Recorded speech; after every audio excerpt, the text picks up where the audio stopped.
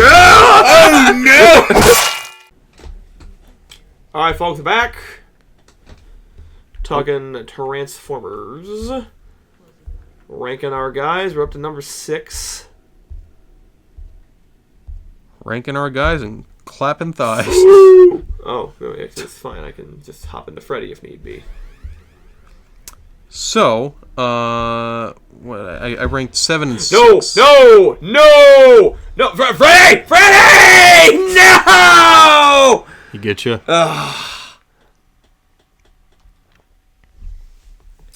Okay, so what did I say so far? I said Last Night, Revenge of the Fallen, Age of Extinction. Okay, yeah. Yeah, so I think we can move on here because I believe so I ranked, what is it? I ranked... you did Dark of the Moon and Last Night. And then Last Night. I believe Age of Extinction would be next. That's fair. Yeah, I mean, it's another one of those things. The last half hour is great. But I do enjoy Stanley Tucci's character. Oh, yeah. I think he, like... It is funny how quickly he turns good, though. Yeah. Because it's kind of like, I'm the bad guy. Oh, wait, no, he's the bad guy. I'm sorry. I feel like he wasn't, like, a bad guy. He was just, Optimus was going to kill him! Well, he's not a bad guy. He was just misguided. Just because you are a bad guy does not mean you are a bad guy. Well, he was just like, he just saw him as technology. Mm-hmm. Which, at the end of it, he's like, this technology is playing me for a sap. Yeah, I will say this, the movie definitely feels like it suffers from too many villain syndrome, like Spider-Man movies prior. Because it's like, you've got Stanley Tucci, you got the bald guy, the government official guy. Ah, yes, the bald guy. You've got my favorite character. You've got Galvatron, you've got Lockdown. And I'm assuming you got whoever the heck hired Lockdown. So I was like, who's the main antagonist here? Fair enough. You all have to kind of like share. So pretty much, we kind of talked about Age of Extinction. What was I going to say? So that's my number 5. So now you're number 5. Yeah. So looking at all these, I guess it would probably have to be Dark of the Moon. I really enjoyed I am very well aware of the movie's flaws. However, I am... Oh, we're going to get into that with me. Didn't you already do it? Well, there's still one. But continue. Okay. But yeah, I really enjoyed Sentinel. I didn't really love the fact that Megatron kind of became his bitch. But that was also part of the point where he's like I don't like Freddy. I just fucking charged you. Oh, did you find a recharge station? Yeah. Oh, the recharge station works. I know you kind of have to enunciate that. But yeah, the recharge stations work. It's just the save stations don't. Every place where I am is the recharge station. Yeah, I know the feeling. But yeah, I liked Sentinel's whole thing with that. If I didn't know already that he was a piece of shit, then I might have actually been taken completely off guard when he did kill off Ironhide.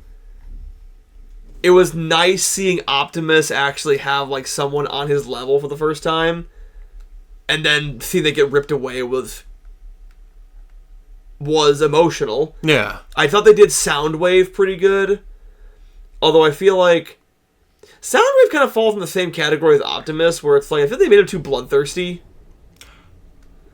I mean, Soundwave's not sadistic. He's just kind of get the job done. Well, like I said with I think we were talking about that movie before, and how like I totally forgot that like Soundwave was in that movie, because like I know he was in Revenge of the Fallen. Yeah, for like a split second. He was like a satellite or something. He showed up a few times. He was just, well, like you said, he was a satellite. Well, also, who was Oh, Blackout was the helicopter. That's what it was. I'm not familiar with that one. He was like in the beginning of, I think, the first one. Oh, see, and they never showed his robot mode, so I didn't know who that was.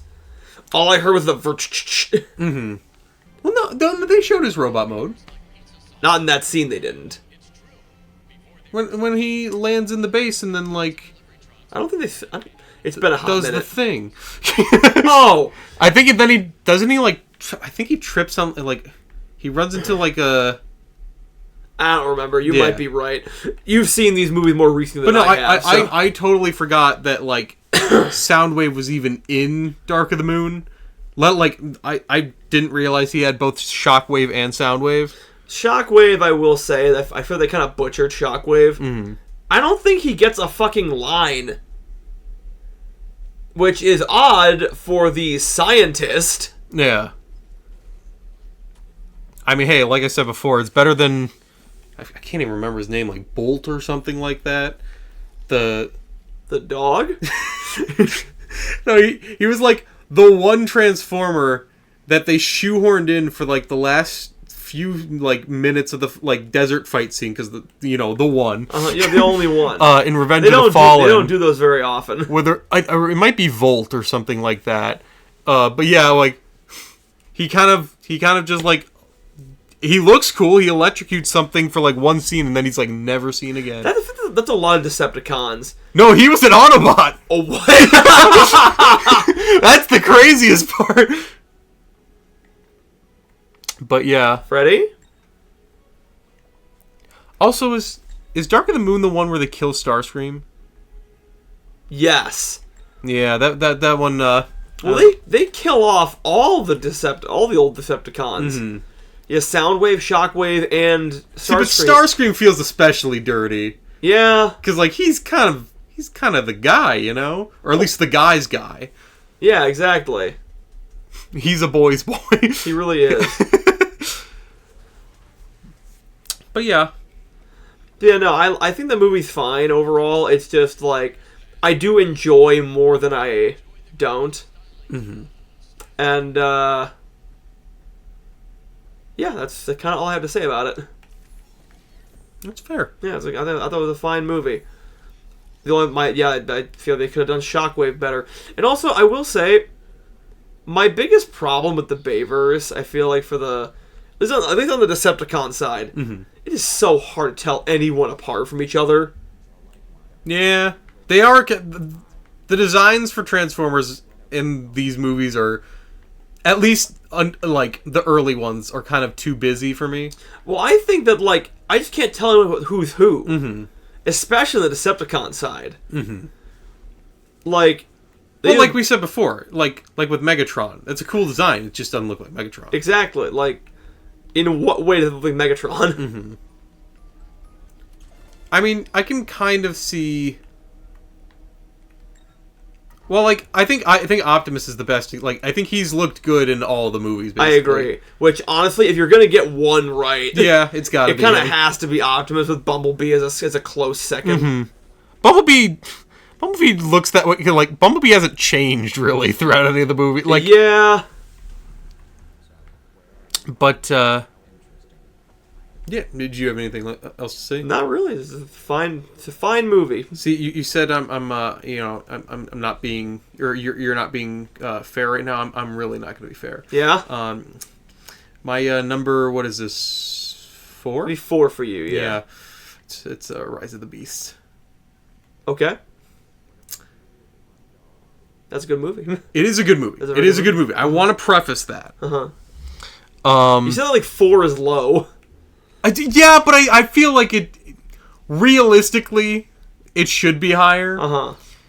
But like I have my biases and you'll see them. I love this movie. Yeah. I want to preface that. It was really good. I like the fact that like the human character didn't find Bumblebee again. Yeah. Because I was getting so tired of it at that point where I was like, all right, come on, something different. And I love the character of, don't tell me his name. Oh, the Autobot he finds? Yep.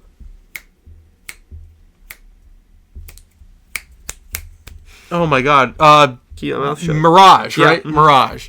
Yeah, I love his character. I love the main character. The ending was really cool. Uh-huh. I don't know how I felt about, like, the, well, hold on. We'll talk about a few things. Mm-hmm. I like the fact that, like, was it this movie, or, well, I know Bumblebee had a scene on Cybertron. This movie is the one where they fight Unicron, correct? They don't so much fight him as just sort of prevent him from materializing on Earth. Which I thought that whole fight scene was really cool. But then, like, Mirage dies, question mark? And then, like, becomes... A power suit. Yeah, he turns... Turns into an Iron Man suit. Yeah, which I was like, okay, it's cool, I guess. And then the ending was what really perplexed me, because, like, so during the end, you know, the main character, he's like, you know, talking to this one, he's in for a job interview, and then the guy's like, oh yeah, we know who you are, and everything like that, and he's like, if you ever want a job, you know, you're always good with yes. the HC. And I totally thought they were building up for him to becoming a part of Sector 7. Yeah. And I was like, oh, this is gonna be sick. And then turns into fucking G.I. Joe. G.I. Joe. Which at first I'm like, oh, G.I. Joe, that's good. See, they Stockholm syndrome me, they're like, oh, it's nostalgia, it's something you like, you know, look, it's cool. And I was like, yeah, that is cool.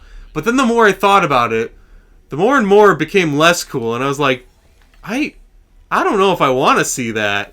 I kind of just want you to focus on making good Transformers. Making good Transformer movies. Well, I was like, that's neat. I don't care about G.I. Joe.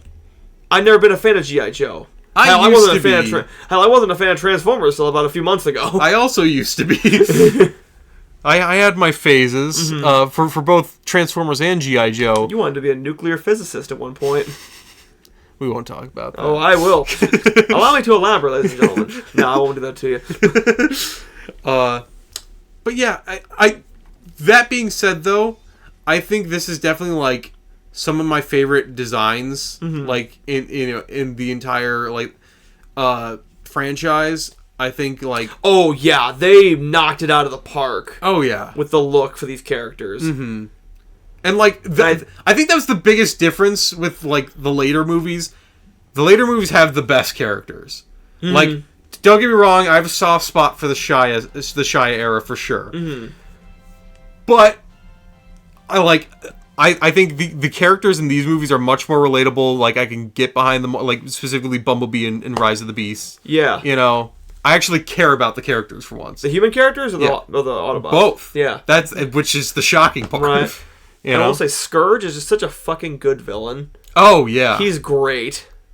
Well, like, it was funny, because when I saw, like, the poster art for Rise of the Beast, I'm like, I thought, like, it was going to be another Last Night or Age of Extinction, where they just kind of, like, you know, it's Transformers with a theme, and they just explore the theme for a little bit. Yeah, I thought it was going to be like a gimmick, you know? Exactly. And I was like, I immediately, like, had preconceptions that this was going to be awful. Uh-huh.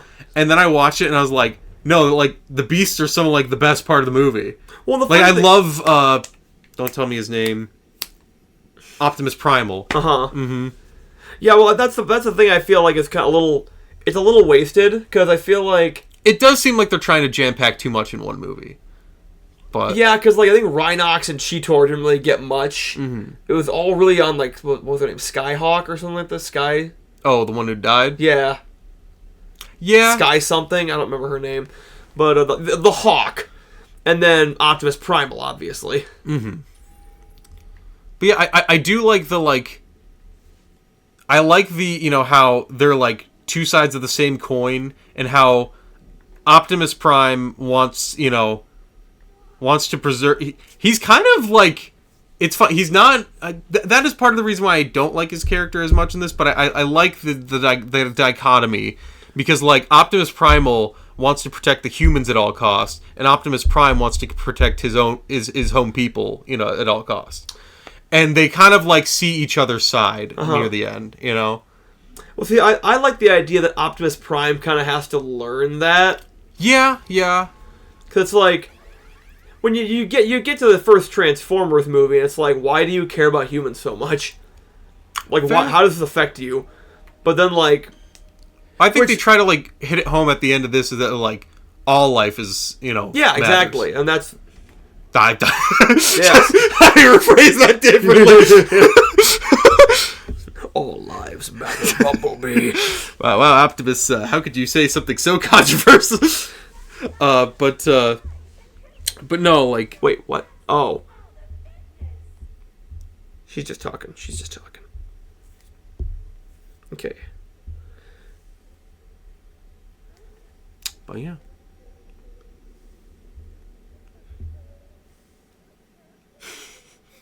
Good to know. The mazer size is very frustrating. Thank you for being upfront about that, guidebook. I mean, my own brain. And that's all I have to say about that. And that's about all the time we have. So we'll see you next time.